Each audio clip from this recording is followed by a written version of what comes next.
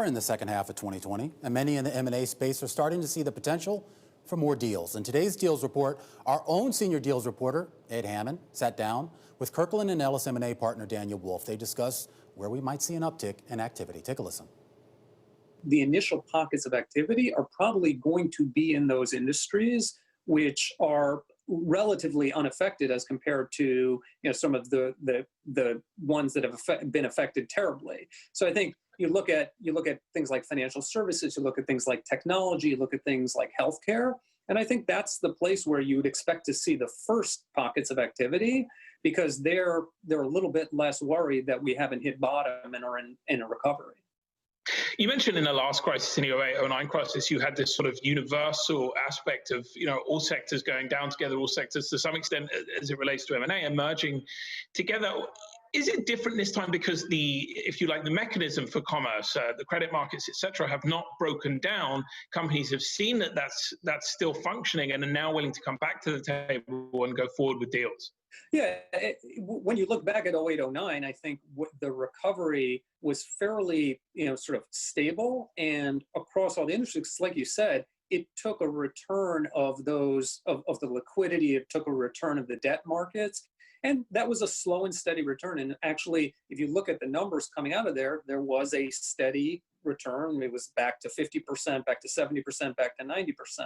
I think because you don't have those concerns, I think really what it's going to be focused on is the impact on the industry of this particular crisis. So you're going to see industries that are probably going to be back at the same levels of activity fairly quickly. And then you're going to see some industries, like you look at the travel industry, the hospitality industry, the energy industry, where I think it's going to take a lot longer, because it's not a question of, hey, is debt available? It's what's the rationale for transacting in those industries. So I think what you're going to see, probably when you look at the numbers, the recovery might be the same, but the recovery is going to be much more industry pocketed as opposed to smooth across the whole M&A market.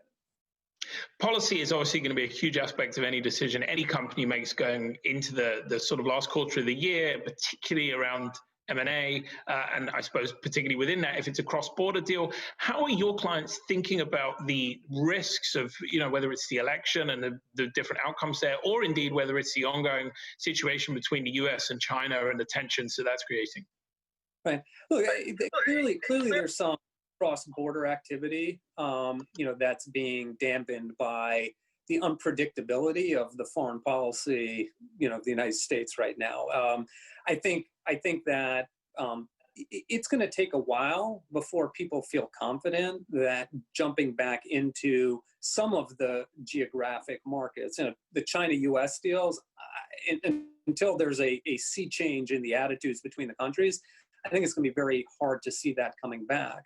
I think you're right. Look, it's always dangerous trying to predict the impact of an election on M&A and impact of election on policy. But look, there's certain things that people are talking about that are probably inescapable. One thing is it's clear that the progressive wing of the Democratic Party is anti-merger and anti-big. It's been stated publicly. And when you look at what's going on at the FTC, a number of deals have cleared the FTC recently on 3-2 votes, with some pretty scathing dissents from the Democratic commissioners.